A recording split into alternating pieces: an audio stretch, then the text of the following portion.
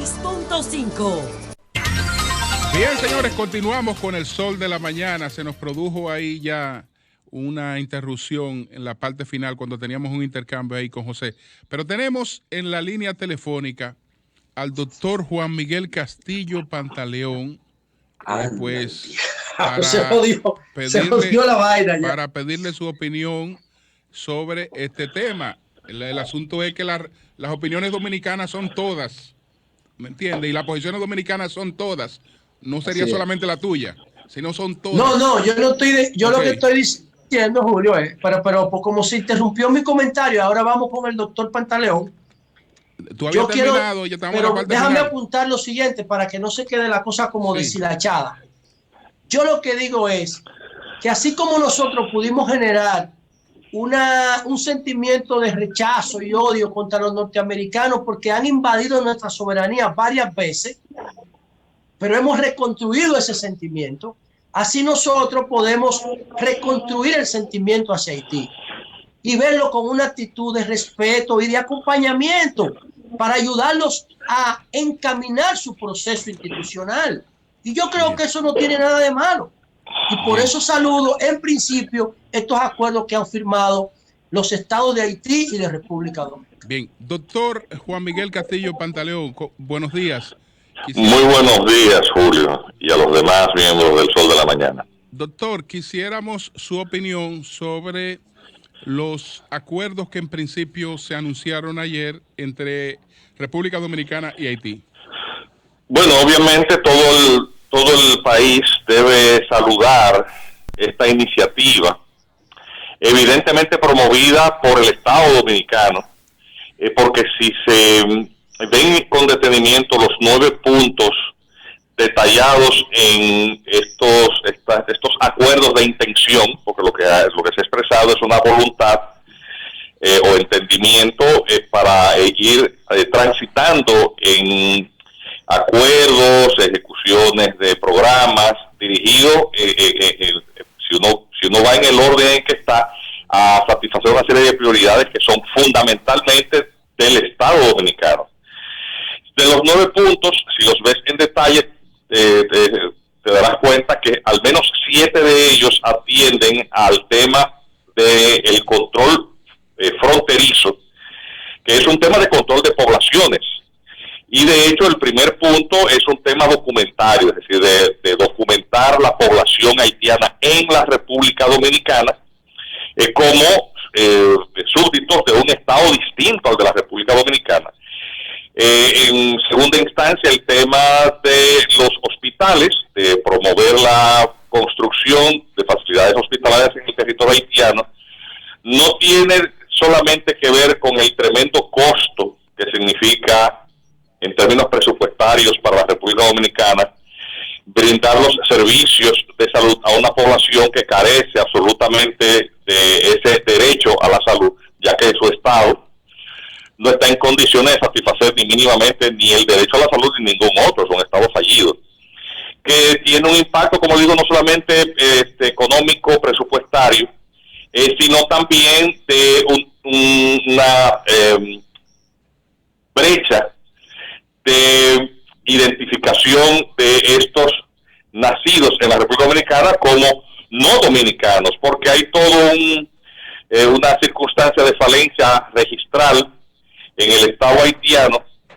una política promovida desde el Estado haitiano desde hace mucho tiempo de desentenderse de sus obligaciones para con sus nacionales, pero más aún con respecto a aquellos que han nacido fuera de su territorio, y aunque son nacionales haitianos por Yusangui, pues hay espacio para que desde el extranjero se les pretenda endosar a estos nacidos en la República Dominicana, hijos de nacionales haitianos que no son residentes legales, la condición de dominicanos por defecto, es decir, que en todo caso sean dominicanos. Entonces, obviamente todos estos temas, pero fundamentalmente estos dos, resultan de la prioridad de cualquier Estado sensato, manejado de manera sensata, porque eso es una bomba de tiempo que produciría eventualmente un desbalance poblacional, porque la tasa de crecimiento poblacional también en Haití es mayor que la dominicana. Entonces, hay que saludar esto. Está por verse en las condiciones en que el gobierno de Haití, que tiene un término de finalización de su mandato que culmina dentro de unos días. Recordemos que el 7 de febrero el mandato del presidente Jovenel Moïse termina. Y hay un esfuerzo evidente de este gobernante de prolongar más allá de esta fecha su rol como jefe de Estado. De hecho, se anunció la semana pasada un calendario electoral que plantea un referéndum para abril, pero el mandato del presidente termina en febrero. Elecciones presidenciales y congresuales en septiembre, y en noviembre segunda vuelta presidencial si tuviera ocasión, y elecciones municipales.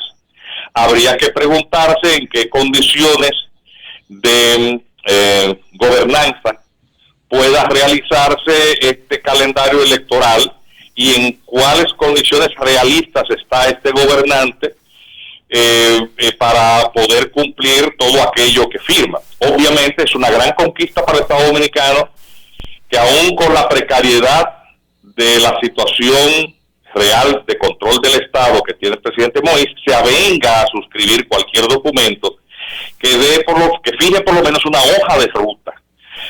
El República Dominicana está en un dilema porque necesita un interlocutor del otro lado.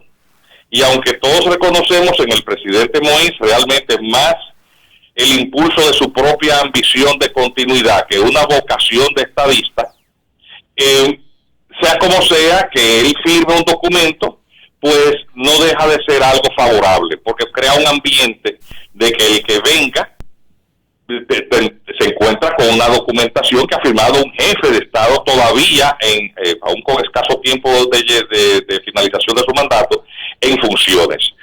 Obviamente las funciones del presidente de Haití también pasan por un momento de cuestionamiento, puesto que como Estado con un régimen republicano parlamentario, el presidente es jefe de Estado, más el jefe de gobierno son los ministros, primer ministro y los demás, que son ratificados por un Congreso que no existe desde el año pasado. Entonces, pero eso ya sería una discusión interna de los haitianos sobre la legalidad o legitimidad de lo que suscriba su presidente. De todas maneras, la República Dominicana necesita un interlocutor, porque lo peor que puede acontecer es una ausencia absoluta de autoridad en el vecino país que genere un caos que necesariamente va a tener un impacto para la República Dominicana. A nadie le conviene que Haití entre en un vacío absoluto de poder. Por lo tanto, siempre el balance va a ser favorable. Hay que felicitar a las autoridades dominicanas. No deben operar mezquindades de tipo político entre aquellos que deben de anteponer el interés del país a las razones de tipo político. Qué bueno que lo hizo este canciller, qué bueno que lo ha hecho el presidente Abinader, como si lo hubiera hecho cualquier otro jefe de Estado dominicano. En la experiencia histórica hemos tenido varios acuerdos que se han dado por un hecho y después han sido desconocidos en el caso, si mal no recuerdo, el acuerdo que intentó José Ignacio María González, que después el Congreso haitiano lo desconoció. Ahora, lo que quisiera saber es lo siguiente. En el Tratado Fronterizo de 1929 y modificado un poco más adelante, unos años de... En el 36. En el 36, en el protocolo del 36, la frontera marítima no quedó definida. No, hay partes del trazado fronterizo que ya están claramente establecidas más. Recordemos que para la época en que estas discusiones de los límites de los dos países empezó en el siglo XIX, es decir, ha habido un proceso muy largo de fijación de la frontera, y obviamente el asunto de los límites de las fronteras marítimas pues no fueron parte de las prioridades de la discusión por parte del Estado Dominicano. República Dominicana ya también es suscribiente de convenciones con respecto a la delimitación de las fronteras marítimas, de la Convención de los Derechos del Mar, y hay un equipo técnico ya más preparado en la parte dominicana para discutir esto con mayor conciencia de lo que se está haciendo. De todas maneras, fijémonos, por ejemplo, el tema de la relocalización de los bornes fronterizos que quedaron bajo las aguas de los crecimientos de lagos, ahí del lago haitiano.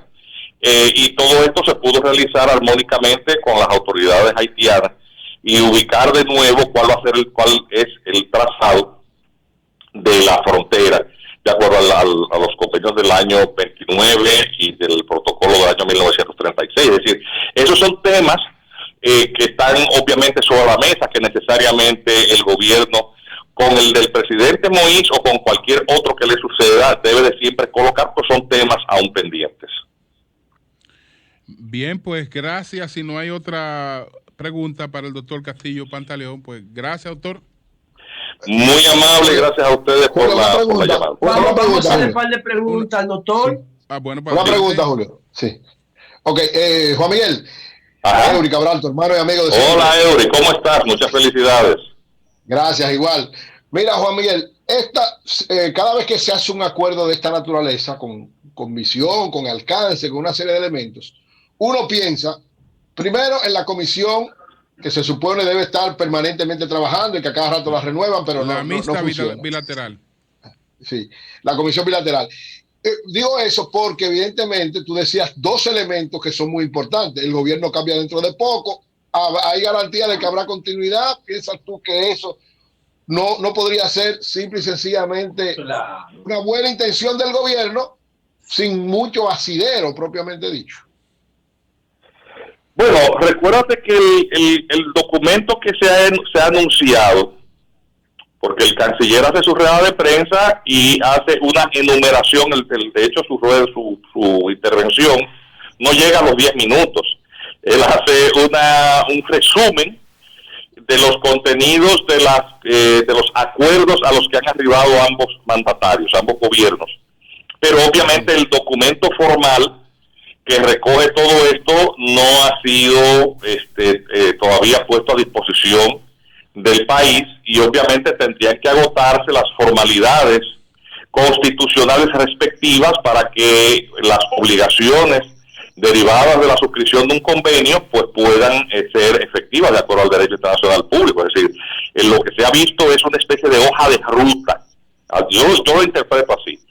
Y obviamente marcando estos puntos del recorrido de las relaciones bilaterales, o por lo menos sus prioridades, uno puede prever más o menos en la dirección en que la parte dominicana quiere dirigirse, porque hay una continuidad plena del Estado dominicano más allá de lo meramente formal. Es decir, aquí tenemos un Estado de Derecho que funciona. En Haití hay una situación de debilidad institucional, pero además una crisis institucional, como no se recuerda antes. Recordemos que todos los procesos políticos convulsos en Haití han sido una ringlera de golpes de Estado, gobiernos autoritarios, algunas experiencias democráticas, pero con escaso control del territorio y la población, que no han tenido mucha continuidad, y luego otros experimentos con la intervención multilaterales. El gobierno del señor Martelly así fue colocado allí por la comunidad internacional, a pesar de que carecía de legitimidad. Es decir, de hecho había sido el tercero en la votación, pero obligaron a retirarse a los candidatos punteros. Y desde el gobierno de Martelly se patrocina el ascenso del señor Moïse, porque son de la misma parcela política del partido de los Tercalés, pero ciertamente la impresión generalizada es de que el apoyo de el señor Moïse, que de por sí era precario, se ha erosionado a unos niveles tales que sencillamente Haití está casi al borde de una guerra civil. Obviamente hay un mandato constitucional porque el juramento pero termina el 7 y no hay a la vista condiciones de realización de los procesos electorales, porque es que el Consejo Provisional Electoral que él designó a dedo, que el Tribunal de Casación, la Corte de Casación, se negó a juramentar, porque todo esto son detalles importantes para entender el nivel de la crisis. Es decir, el organismo provisional que va a desempeñar la función de organización de los comicios carece de legitimidad. Absolutamente, legalmente y constitucionalmente no tiene competencia. Y el calendario que ha planteado es posterior al vacío de poder. Es decir, y una situación como esa no se había dado nunca. Doctor Juan Miguel, Haití fue intervenido por Naciones Unidas en 2004, ¿verdad? Hasta el 2017. Cuando se va a Naciones Unidas en el 2017, queda una intervención en el área judicial. ¿Qué papel está jugando esa intervención? ¿O ya ellos terminaron también y el caos continúa igual? Es decir, lo que Naciones Unidas no pudo resolver y mi compañero José Laluz le está pidiendo a los dominicanos que hagamos. Pero déjalo de José Laluz. No que lo hagamos, que lo iniciemos. No, pero vete a la pregunta, Castillo, está bien. Pero la pregunta, ¿cuál es?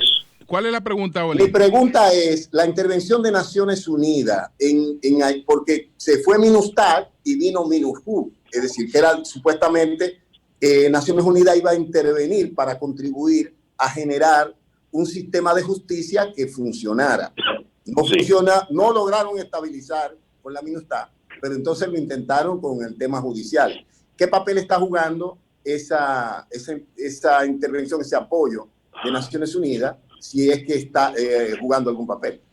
Sí, bueno, recordemos que la misión militar que se llamó MINUSTAH, que su finalidad era la estabilización política, Naciones Unidas la consideró satisfecha su misión con la juramentación del presidente Moïse y la continuidad de su mandato. A ver, que Haití estaba muy lejos de estar estable, pero bien. El asunto es que se sustituyó como dices, efectivamente por una misión distinta, con un presupuesto menor y una disminución considerable en la presencia militar, cuya finalidad era el fortalecimiento del aparato policial para mantener el orden público y de la justicia. Esta misión también culmina su mandato. Y lo último que hizo, y fue sustituida por apenas una oficina administrativa con pocos empleados que se llama la PINUH, P-I-N-U-H. Es decir, es una oficina casi de carácter simbólico, sin funciones claras, que le da seguimiento a lo que a los objetivos que tenía la MINUSJUS. Pero ciertamente ya la presencia de Naciones Unidas se ha reducido a un nivel casi insignificante. Y una de las últimas actuaciones que realizó la MINUSJUS antes del cierre de sus oficinas en Haití fue incinerar todos los archivos de todo lo que había pasado durante el despliegue de las distintas misiones humanitarias, que son altamente vergonzosas para el sistema de Naciones Unidas. No solamente por la cantidad de violaciones a derechos humanos, abusos de la población, casos incluso de paternidad irresponsable, muy numerosos. El caso del cólera, que es una epidemia que fue producida por estos contingentes militares y que fue una catástrofe sanitaria para Haití.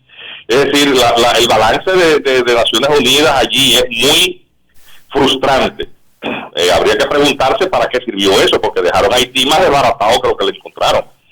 Y la dilapidación por mala administración por eso de los recursos billonarios que la misericordia internacional recaudó para ayudar a la reconstrucción de Haití, se sumaron. O sea, hay casos tan penosos como 600 millones de dólares que la Cruz Roja, que es uno de los programas de Naciones Unidas, dilapida para la construcción de vivienda, que se limitó a construir con 600 millones de dólares 5 modelos de casitas tipo para hacer la licitación, sin agua y sin energía eléctrica, ¿verdad? En instalaciones sanitarias. Y eso fue lo único que quedó, por los 600 millones se evaporaron.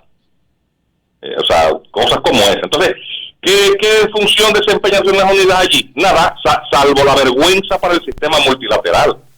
Por eso está muy bien que el gobierno dominicano impulse una agenda de temas en los cuales sí está en condiciones de poder influir, porque no dependen de la comunidad internacional.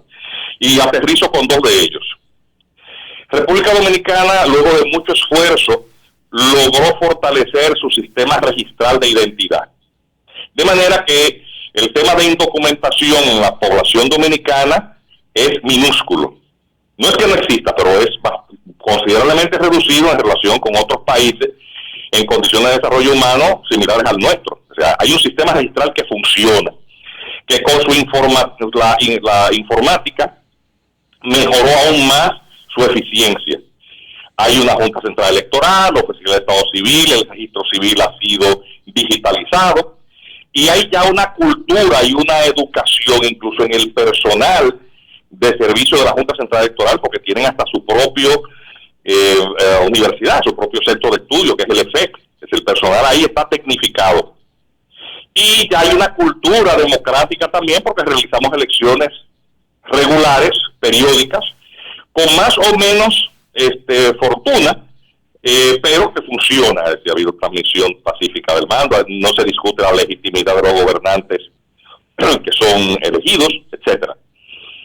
En Haití no hay sistema registral, y como se ha planteado que lo que se desea es documentar esta población presente en la República Dominicana, el Estado Dominicano está en condiciones de poder hacerlo simplemente con la actitud favorable de parte del gobierno haitiano. A ver, en todas las maternidades en donde las parturientas haitianas reciben sus atenciones y sus niños nacen, se registra la constancia de nacimiento color rosado. El gran problema es que cuando Salud Pública remite eso a la Junta y la Junta lo remite a la Cancillería, el gobierno haitiano se niega a recibir esos informes, dejando por lo tanto en un limbo documentario, no con relación a la República Dominicana, que ya los tiene registrados como extranjeros, es en relación con la identidad como haitiano de esos nacidos. Entonces, obviamente basta y sobra con que el Estado haitiano se articule con las autoridades dominicanas para sencillamente dotar de documento de identidad haitiano a estos que tienen constancia de nacido vivo en la República Dominicana. Sí. Lo mismo también con los regularizados. El Plan Nacional de Regularización fue muy mal hecho, por cierto, pero y que dotó de carnet de regularización a cientos de miles de extranjeros. Se hizo este plan de regularización sin los controles debidos de verificabilidad de la identidad, pero mal o bien, estas personas que tienen esos carnets tienen un documento que los identifica como extranjeros, como presuntos haitianos, porque es una cuestión presuntiva. Tengo información de que los documentos, cada uno de los expedientes, en su gran mayoría de los haitianos regularizados, carecen de la documentación mínima, es decir, eso fue un gran fiasco. Pero todos esos carnets, de hecho, los han reproducido enormemente. Hay muchísimos carnets que tienen duplicado y el Estado Dominicano no está en condiciones de identificar cuál carnet es duplicado o no. Pero sea como sea, todo este cúmulo de información está el Estado Dominicano en condiciones de servirla al Estado haitiano para que esta gente pueda proveerse de documentación como haitiano. O sea, son una serie de cosas que se pueden hacer desde el Estado Dominicano. Finalmente, José, adelante.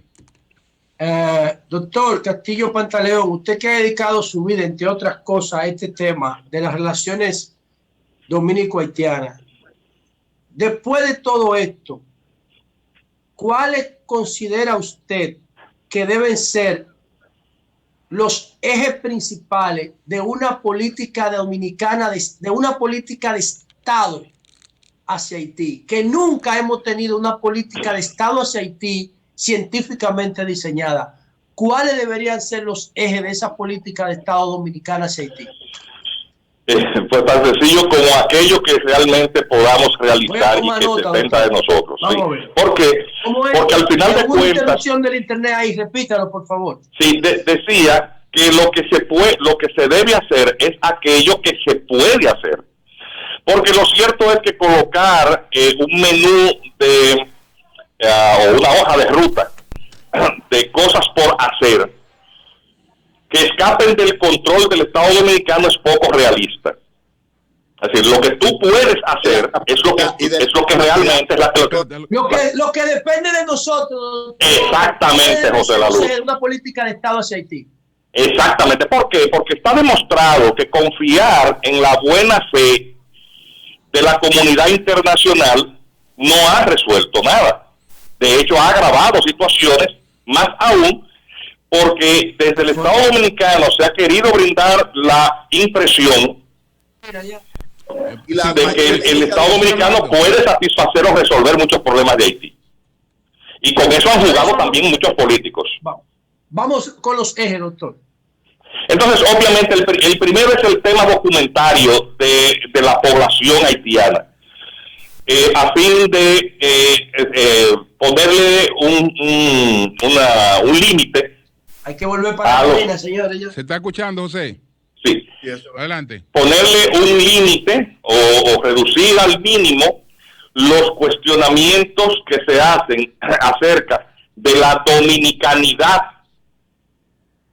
que no se corresponde con lo jurídico, de esta población haitiana, que es haitiana. Hay que diferenciar las poblaciones para que el Estado Dominicano pueda tener control sobre sus obligaciones, porque no va a haber forma de encaminarnos al desarrollo si le endosa las necesidades de un Estado fallido. No hay política pública que pueda funcionar, no va a alcanzar ni los espacios de trabajo, ni la salud, ni la educación, ni el equilibrio medioambiental. Bien. O sea, eso hay que ponerle un freno. Ese es el eje 1. Y luego es el tema del control fronterizo. Porque del control fronterizo, que no puede seguirse repitiendo aquello que ha resultado ostensiblemente fallido e insuficiente, como es hacer depender la custodia de la frontera exclusivamente sobre el elemento humano, porque eso lo estamos poniendo en práctica desde la época de Antonio Osorio y no funciona. Debe necesariamente de colocarse barreras físicas y tecnológicas que refuercen. ¿Usted cree que se ponga un muro ahí como el de Trump? Y tecnológica, está hablando de barreras físicas y tecnológicas. No sé, no es que yo lo digo. Tiene que haber, por supuesto, porque, atención. Doctor, señores, mira, doctor, es que la comunicación no está buena. ¿Cómo que barrera tecnológica? Vamos a poner un rayo láser en la frontera de 300 kilómetros. José, lo que pasa es lo siguiente. En tu casa, doctor, sí, como la que José tiene en su edificio. Oli, escucha al doctor que él ha estudiado el tema. Adelante. Pero hay cosas que podemos nosotros tener diferencias en cuanto a su enfoque, pero hay realidades que sencillamente son incuestionables. El ser humano es cambiante. Es cierto, ¿verdad? Si tú puedes tener tu punto de vista, tú puedes dormirte o mirar para otro lado. Pero tú con una pared o con una verja no puedes discutir. Una verja como la que tienen en su casa, lo que dicen que no. Un muro como el de Trump. Bueno, señores, mire, una verja como yo creo que las barreras físicas son las que permiten un mayor control de fronteras. Las barreras naturales. Con menor costo. Estos recursos se utilizan para otra cosa. Está bien. Atención. Entonces, es que un muro. Atención. Pero yo solamente quiero poner una idea. Una sola idea. Sí, una sola idea para que se entienda. Okay. En los países que tienen necesidades más apremiantes de recursos para satisfacer sus planes de gobierno y sus planes de desarrollo, el componente de recaudación aduanero resulta crucial. No hay forma de que Haití no tiene estructura interna de cobro impositivo. Es decir, no genera la renta interna Haití como para garantizar la sostenibilidad del Estado haitiano. Eso no es una opinión, eso es una realidad. La única manera que tiene Haití a corto y mediano plazo de recaudación es a través del control aduanero. Eso no es una opinión, eso es un hecho. Y por lo tanto, la exigencia de un muro o valla o verja no es algo no es un tema solamente de control de población. es un tema de recaudación. Y eso es algo que es incontestable. Un muro o una valla se paga solo porque conduce necesariamente al paso a través de los lugares habilitados y luego ahí puedes cobrar impuestos. Bien, doctor, muchas gracias al doctor Juan Miguel Castillo Pantaleón. Muchas gracias, doctor. Siempre a la orden. Cambio y fuera.